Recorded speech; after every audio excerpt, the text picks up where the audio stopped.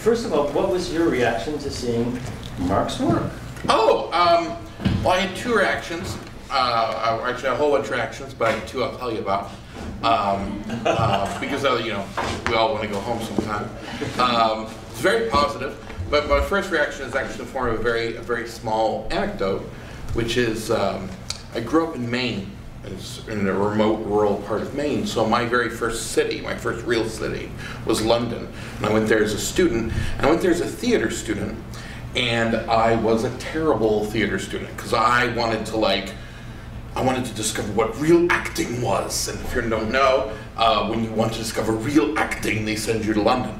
And so we had all these, you know, British theater instructors, and they were like teaching us, and I was at I didn't understand then, but I was very class conscious, and I just was really resented my teachers, and I didn't even know that it was their money in their class I resented, but I just resented the shit out of them. And to that end, I wanted to be in a real live British show with real live British actors. And so I looked in the back Time Out to find something I could audition for.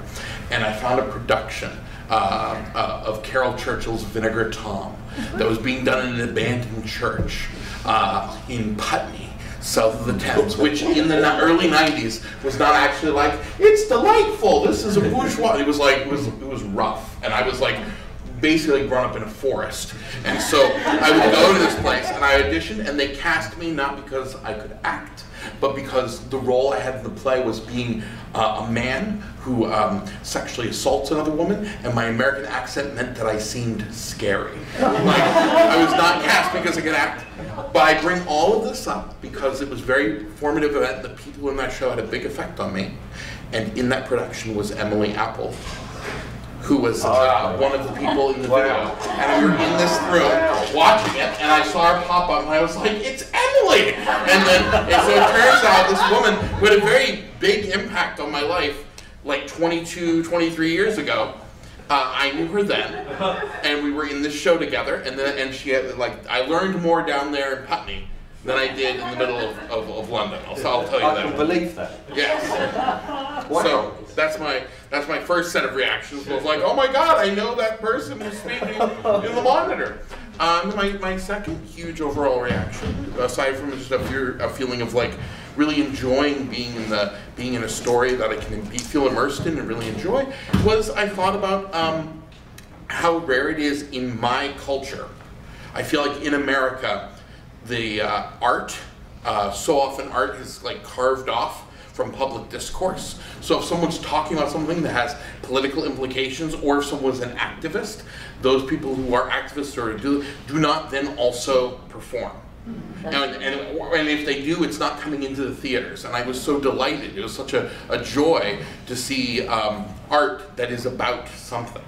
Because I feel like because of that dividing line, you know, a lot of our work, you know, like art becomes this, I think, kind of this pale thing, which is like, well, I think very bourgeois, because it's not tied then to like shit that's actually happening here, and it's like a constant problem I have, and so it was a real delight to see. Well, one, I just want to say I'm delighted you know Emily. Yeah. And she is, there's an expression back home which is the dogs. I won't explain to you where it comes from, but it means she is brilliant. And she really is the dog. She's absolutely amazing, and she is just one of these people you feel privileged to know, because she really is an activist who is an idealist and who puts her money where her mouth is, and she really does absolutely 100% believe in that. For me, the important thing about work that has, you have to have a connect. For me, it's just instinctive. You have to have a connection between an idea and between politics and between what is going on in the world, because otherwise, you know, it's just a little piece of, it's just sort of, it's the interlude in between the next course. Mm-hmm. Do you know what I mean? And I think I went to drama school up in north of England. I went up in Yorkshire, and there was a place that we used to go to. And it was called the Red Shed, and it was literally a shed, and it is literally a one-story shed, and it's literally red, and it was the local labour club where all the Teamsters, all the trade unions, all the progressives would meet. It's really small, it's not that big a place. And it had, I was in there recently, and it's just, they have 3 dividing doors. They have these dividing doors you pull back, so there's the bar, there's a little tiny room, there's a bigger room, and we're having a committee meeting inside this little bar, and there's a bang on the door, the dividing door, and the barman just went, we've got to keep it down, there's bingo started. It's one of those places, right? It's great. And that's where I first started to really perform. And it was during the miners' strike in 1984 in England, where the mining workers went on strike for a year. And they held out for a year. Everything was thrown at them. They lost all their social security, so all the strike funds, their wages, any money from, they were kept afloat by donations, people giving donations. And the Labour Club kept 150 families alive during that time. And I was really proud to be part of that. And me and my mates were drama students, and so we thought we must help. What can we do? What can we do with working people's struggle, other than revolutionary projection for the picket line? Scab. What can we do? Find your class enemy and let it out. So what can we do? What can we do? And so what we did was we wrote these shows in an afternoon, and then we used to go and perform them the next day. We were awful, right? But we used to write, seriously, because we had this belief initially that rehearsing was bourgeois. we were shit. and we used to go and put these shows on, but they were about what was going on locally. All the targets were the local politicians, all the targets were the people and the police who you know, were involved in the police were incredible during that time. Lots of police officers actually bought their houses outright on the back of the overtime they got from the miners' strike. It was grim. It was really grim. And Yorkshire has never recovered. The north of England has never recovered from that. And that's where I started to really, the work I started was always about the community, and it was about what was going on around us. And I think of all the things that influenced me came from that area, that you had to have content. It had to be about something real. All the stuff I loved was the music of punk rock, so an anarchist band called Crass, who, if anyone's ever sees a Crass record, I'm sure some of you will want to follow this, but if you ever see a record by a band called Crass, go and get it, because the lyrics is like picking up an argument. That's what it's like, do you know what I mean? Bertolt Brecht, I always loved. I saw a Bertolt Brecht play when I was 16, and it was called Caucasian Short Circle, and I went to laugh at my mates who were in it, right? That's what happened. I'm not particularly proud about that, but I did. And I was stunned, because in that play, you start off with one set of beliefs, and I left having had my beliefs challenged, and I believed one thing at the beginning and another thing at the end, and that just went, wow. Yeah. That's what we can do. And that always left a huge impression on me, and that we should always have. Theatre was always political. I think theatre always was, you know, from the very start of it. Shakespeare was the most political writer. You know, you're right in criticising the king. The king or the queen at that time, they were in charge of everything. Like in England, even the religion, you know. So it's like they could do whatever they liked with you, right? And people who've Hamilton is the show at the moment, right? And people I know who've seen it said it's like a civics lesson. And someone I know said it was like, so it's the nearest I've got to feeling what it must have been like to be a groundling in a Shakespeare, to see a Shakespeare play for the first time about your history, which is just 100 and a few years added on, just beyond you.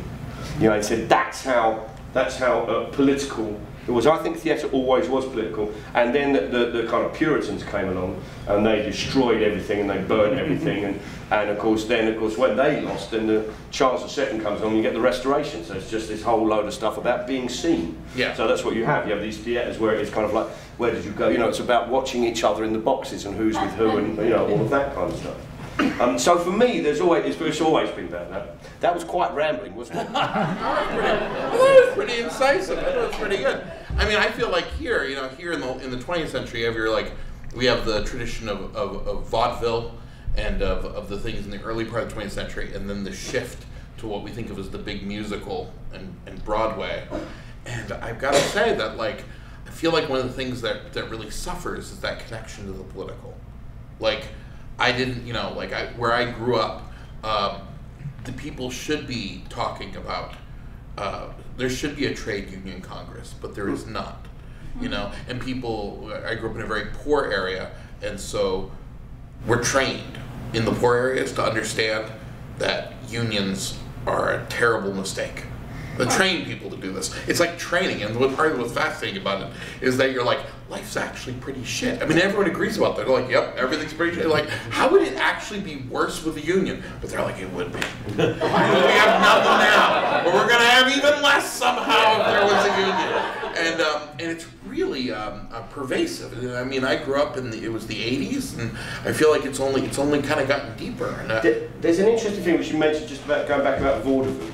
Yeah. Because for me, there was always a political connection with that as well. Yes. And there has always, actually, stand-up has still got a fine tradition of politics. Yes. Trevor Noah, I think, is amazing. His stuff on the Missouri stuff was just made me, I thought it was fantastic. And if you haven't seen it, go and see it. It's great. You can Google it. It's brilliant. And that kind of stuff is really exciting. And it's always been there. There was always a challenge within vaudeville and with English musical. Yeah. There was... at a time in England, you had to submit all your everything that was said on stage had to go through the Lord Chancellor, so it had to be approved. So you couldn't like improvising. Don't even try that. You know, it had to be approved. And there was a famous musical singer called Mary Lloyd, and she was known for being a bit rude and a bit blue. And she's from the East End. And she was a working class woman, and she, when they put on the first Royal Variety performance in the West End and had all these performers going to do it, she was a top of the bill act who supported the musical artist strike. Right, so she had good money, but she went for the bottom of the act. She went to support the bottom of the bill, and they wouldn't put her on the Royal Variety performance. So she hired the theatre next door and put on a union performance. It was amazing. You know, she was an incredible woman. And my favourite story about her, which she was very rude. She wrote a song, and the Lord Chancellor censored it and said, "You cannot sing this line." And the line was about gardening, and it was, "She sits amongst the cabbages and peas." and the Lord Chancellor said, "You cannot say this line. You cannot say it." And so everyone knew that she wasn't allowed to say it. So this was like this great cause célèbre. So the musical was packed to see Mary Lloyd and what she was going to sing, and she sang, "She sits amongst the cabbages and leeks." And actually, that is a direct political challenge to censorship. You know, just in that very, very basic form. Yeah. It's always been there. It's always been with popular entertainment. And in fact, I went to the Tenement Museum here, which is just one of the greatest museums ever. It's a great. I just went like a couple months ago for the first time. Outstanding. Yeah. Outstanding. And they were talking about in the middle room, the kitchen. So you had all the sewers, all the people assembling the garments in the what was the living room, and then you have in the kitchen you have the wife who's doing the cooking and the stove and the baby and all this kind of stuff and the washing and all of that, and you would have a presser, which was a male job. So the presser would be sharing a very small kitchen with the woman whose house it was that all these people were running a sweatshop in, right? And there was quite a lot of tension between, and actually apparently there were vaudeville sketches written about those dynamics of the wife and the presser having, you know, who was in charge of this area. So actually all these relationships are all, you know, I think that we find them out all throughout history and throughout entertainment. The relationships that we have with each other, the political dynamics that we have with each other, the relationships we have with the state and with what we can say and what we can't say. I think they've always been played out somewhere on a stage somewhere, but it's never given proper prominence. Yeah, I think that's probably true. I think it's really true, especially. I feel like, especially here, I feel like there's been a sort of it's like we decided that the theater, the proper theater, was a place for entertainment, and that maybe we don't want to think quite so much. And I feel like it's been a real tension, and I agree with you that like it finds its way around. I mean, I do. I'm not running on Broadway, but then I run at the Public downtown, you know, and you find your places to like try to get those things to come out. I think you're right that in stand-up it's certainly still there. I think also as well, documentary film is the other place. Yeah. I went to see, I don't know if you've seen In Jackson Heights, anyone? Have you? It wasn't. How about Truth? Go and see it, it's fantastic. In Jackson Heights, I promise you, it's a 3-hour documentary about Jackson Heights. Fucking outrageously good. I went to see it at the Film Forum, it was packed, and at the end of it, it got a round of applause. Right, so that's a recommendation. In Jackson Heights. But what it's about is about community organising, and I think these things often come out in our shows. And the problem is what are the guiding, what are the motivators, what are the things that push forward entertainment, what are the things that drive art, and it's money and the tourist trade. And you know, you can walk onto Broadway, if you go and see a Broadway show, a friend of mine has, I want to just quickly say, a friend of mine wrote the book for Something Rotten, okay? And I went to, and he said, I've got you a house seat. I said, that's great, that's really lovely, that's really nice of you, thank you so much. There's $147 right, for the house seat. And I was like, how much do they normally cost? $300. And it was like, wow. Wow, this is really outrageously expensive. Yeah, it is. That is really incredible.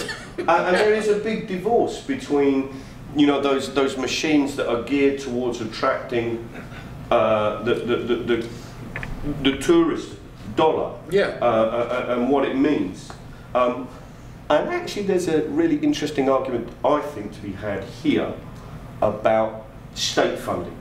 There's actually, it's also about England as well. There's about state funding of art and what we do. Do we treasure it? Do we hold it dear to our heart? Do we hold it as something that we want to be? Is art something that we value and that we love and we find exciting and challenging? Or is it something that we want pickled in aspect and stuck into a jar and then stuck onto Broadway or whatever?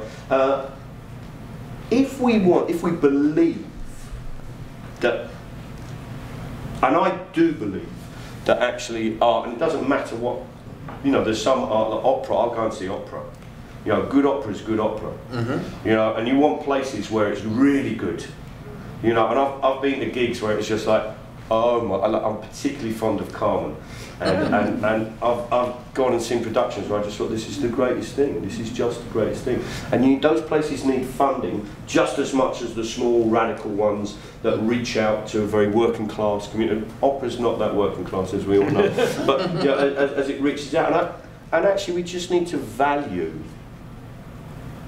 It's that great Oscar Wilde quote, you know, we know the price of everything and the value of nothing. Yeah. And somehow what we've got to do is value what art is and creativity is. There's a great, I've got to say, there's a great artist in England called Bob and Roberta Smith, who is the same person, the one person. And he has run a campaign about art schools. And he stood against the Education Secretary, the Minister for Education in Britain. And his opening line for his campaign was, every single thing in this room started life as a drawing. Every object in this room was designed. It was created. Somebody drew a picture of it. Every single material thing starts its life in art. So you have to, which is a great way to start an argument on the value of art. That's a good one. That's a good one. I haven't conceived it that way. That's really nice. Because you know what I hate is the thing where this happens a lot in the States. I did a show a couple of years ago called "How Theater Failed America," which is about where the theater has fallen short. And one of the ways that we keep failing is we give into the language of it. So then people keep. And by people, I mean arts administrators and people running arts institutions end up running studies of how the arts help people make money. Yeah. As opposed to like actually fighting for the idea that art is already central. Yeah. You like start engaging the language like, no, don't worry, it will make money. And then you've already lost because you're no way you're going to actually get back to the place where you're at the center of things. No, you're absolutely right. That drawing thing that's great. That is really great.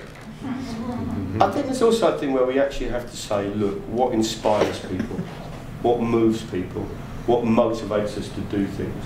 And I'm someone who is the product of seeing a Bertolt Brecht play and it changing my life. Right, so I want the arts to change people's lives. I want people to be touched and informed and to change their life in fundamental ways. And I believe that it can do. I was in Australia recently, and it was New Zealand actually. There was a wonderful bloke who was at the front who just looked up, and we had a Q&A afterwards, and he just said, "I want a question. You've got all these darn left-wing writers in England, and you've not changed one single thing." And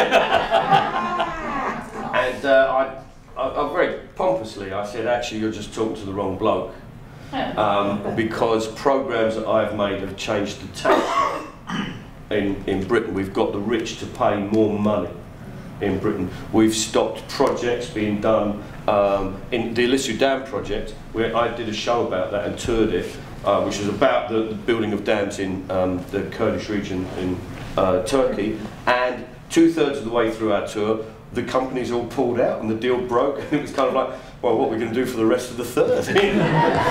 So I'm very much a believer that actually that art is something that can be used to elicit change. It can be a dynamic, because what you get more than anything else, what art does is it allows us to experience empathy, to see something through other people's eyes, and that is a fantastic force for change. Wow. This is all excellent. I just want to give the audience a chance to throw something out to these guys. They'll take it and run with it.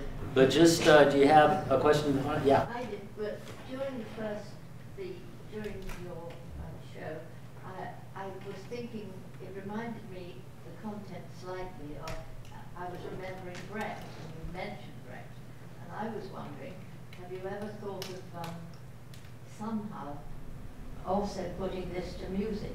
I agree with everything you said. How did you know? Wow, listen, if you can get Kurt Weill on a Ouija board, I'm there. Seriously, I'm there, I'm at that gig.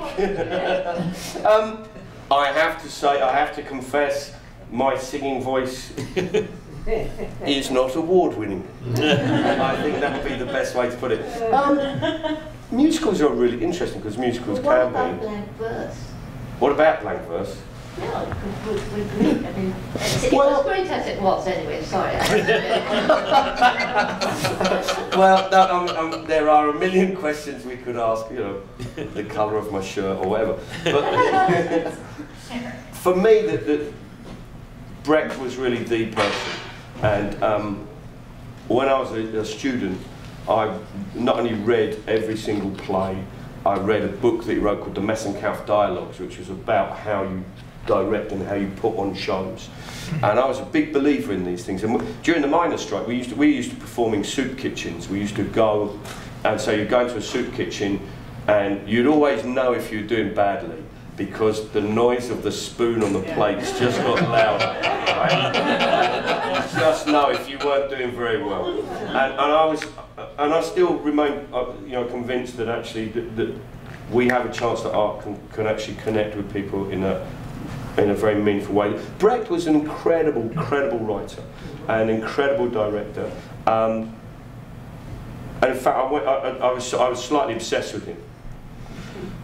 Not stalking, but I did go to his house in East Germany when the Berlin Wall came down, just before reunification.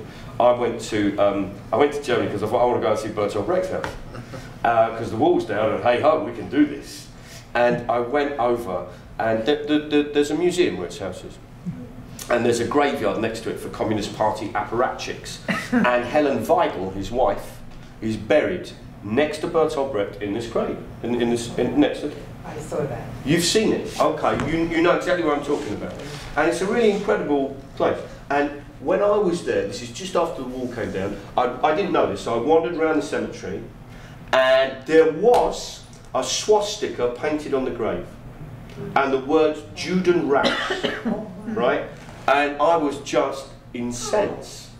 And so I went round to this museum, this house, and as we went in, the tour guide said, what languages are we dealing with? Is there anyone from England, anyone from Spain? And I said, I'm from England. And he said, before we start, is there any questions? I said, yeah, I got a question. Why is that filth out there. And she was incredible. She said, I'm really glad you've asked. The family have asked that it stays up there for the time being, so we're reminded of what we face. And that's a really brave, it's not a decision that you come to lightly, and it's not a decision that is done glibly. And I just thought, fucking hell, even in death is challenging us. That's a great point. One more question from the crowd. Well, yes, sir. I want to have us continue talking about theater as politics, or politics as theater. A few weeks ago, I went to see King Charles III. And as you probably know, that's a play. Can I just interrupt for a second? Yes. Now that is in verse. Yeah, you love it, isn't it? As you probably know, that is a play that focuses on the king who is constitutionally required to give assent to a law passed by Parliament that he has a moral revulsion against. And so it calls into question, what's his position if he refuses to sign? He is in violation of the unwritten constitutional requirement that a monarch has to give assent to whatever parliamentary law is passed, versus him as a human being with strong reservations about this law, which he feels has strong consequences for press liberty.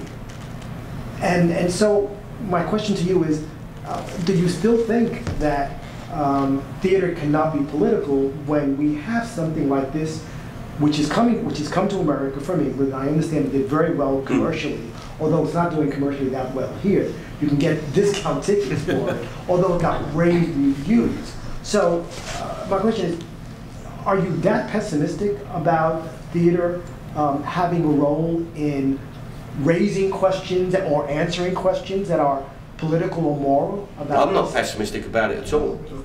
No, I'm not pessimistic at all. I'm ready for the fight. I guess my question, no, are you pessimistic that this audience, the American audience, the British audience, is ready or willing to embrace such political theater? And what determines, why do you think they react the way they do, both American and British? Do you want to do the American one? I mean, I'll take the American one. I mean, audiences are like people everywhere. Like, you get the community that you feed. You know, you feed your community, and then they eat what you feed them, and that's what they grow on. And so, you know, like we talked about in this conversation, you know, a house seat, if you don't get the discount at Something Rotten, is $300. So, I mean, when you're selling a lot of your seats at prices that only the oligarchy can afford, the concerns that the oligarchy is interested in are going to be different than what, like, the other 99% of the people are. And so over time, you're going to, like, attenuate and alter the sort of, but that doesn't mean they can't be changed and shifted. I mean, I certainly see when, you know, the public does Shakespeare in the Park every summer, and you see a real shift even in the crowds that are there in the amphitheater from what we're getting downtown. And I see a shift downtown from what we're getting at the public now than what we were getting 5 years ago, since they got rid of subscriptions. And, you know, like, so now it's easier to buy individual price. Like some of the individual shows are now more expensive, but overall it's easier to get a ticket. Like, the prices are slightly lower across the board, and I can see as they relax those things and make it easier to find ways to get audiences in, I can see it strengthens the kind of, you get more variety of people that are coming. And so I feel like, you know, if there are problems with your audience base and you're concerned about it, you know, and I am, then, you know, like, you can extend, you can, you know, stretch your hand out, you can, like, lower your prices, you could, like, come up with new strategies. Also, you know, if you make a point that your tickets are going to be $300, if that's, like, something you're dedicated to, then, you know, it really limits the number of things that you can talk about in a challenging manner. Like, you have to find only the things that people want to pay $300, like it just limits the amount of even risk you can take. this will surprise you, my show's not currently running for $300. And if they were, man, I can imagine my producers being like, it really has to be fucking good this time. Don't fuck around. Don't just be like, I'm just saying some stories tonight that I feel like. You're like, no, lock it down. It's got to be perfect. And at the end, there got to be fireworks, and there better be some goddamn projections, and a whole bunch of shit's better happening. And so, I mean, I think it leads to this sort of swelling of spectacle as well. And honestly, I think that often, when I see, you know, locally in America, you know, I feel like a lot of times what the theater does best is the opposite of spectacle. It's connection, because we can watch in movie theaters on TV and on our laptops. We can see spectacle actually, but to experience connection, that we have to be in the room for. So I feel like we often sell short the actual central thing the theater has, but it's still there.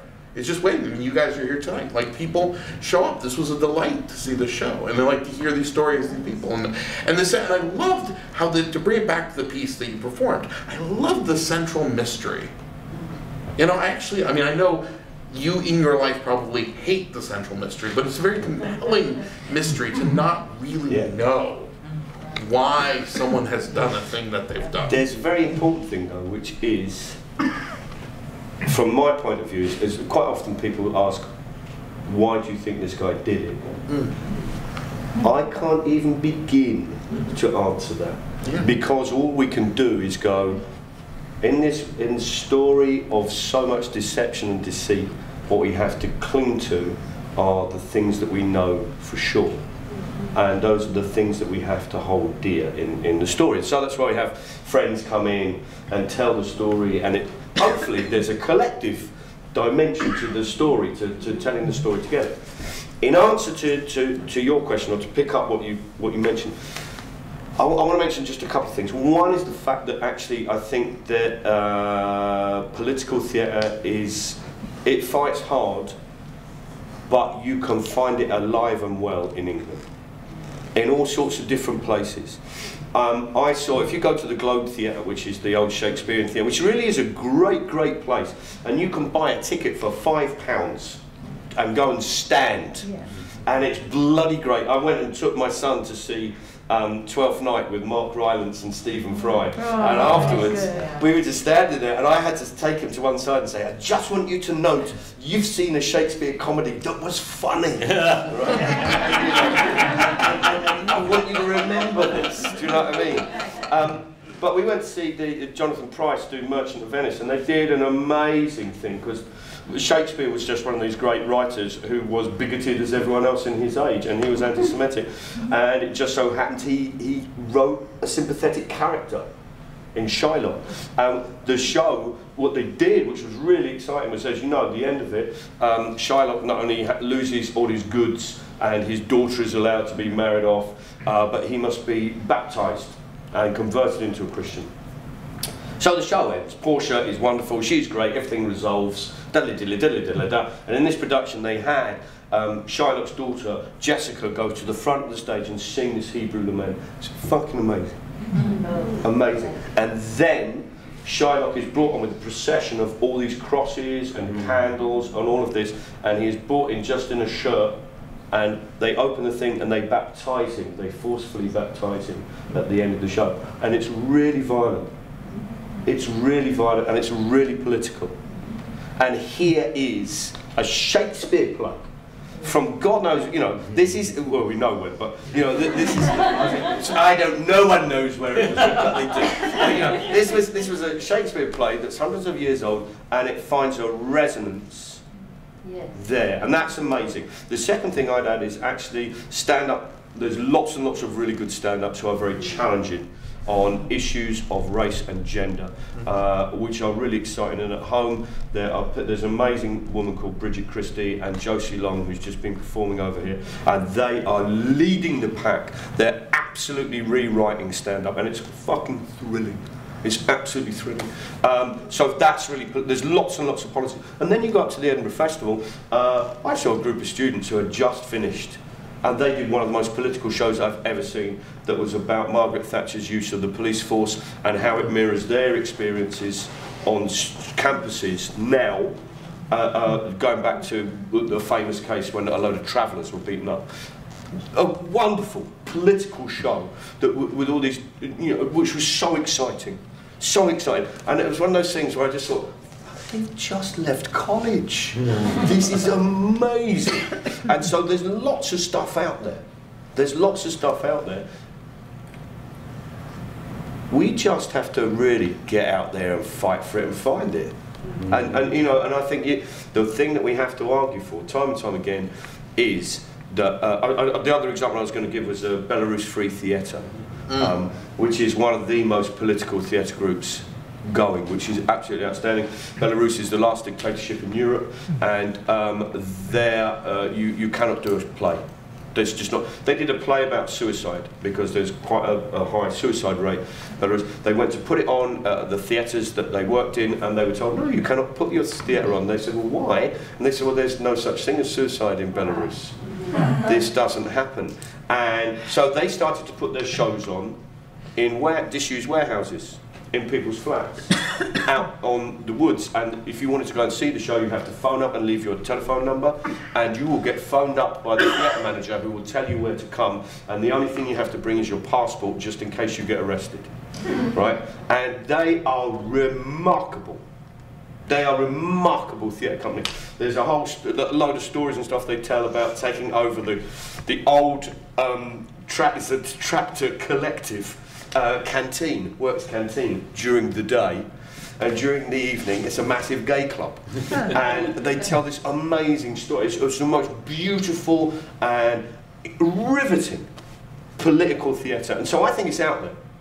Any theatre that starts with the words, they say that a scar is sexy on a man, in which case Belarus is the sexiest place on earth. And you just go, wow, that's an opening line. Do you know what I mean? So this stuff is out there. We just have to fight and preserve and get out there and encourage the artists and encourage the funding of those artists. I think many movies also are doing that. Yeah. Movies in particular. I've seen about 3 or 4 recently that I really loved because they were very political. I think that you've got the New York Doc Fest on at the moment, and you'd be foolish to miss some of the stuff. I went and snuck off and saw Democrats at the Film Forum today, which is the story of trying to write a constitution in Zimbabwe. Go and see it. It's really good. In Jackson Heights and Democrats. Excellent. With those recommendations, we do have to wind it up. But thank you, Mike Daisey.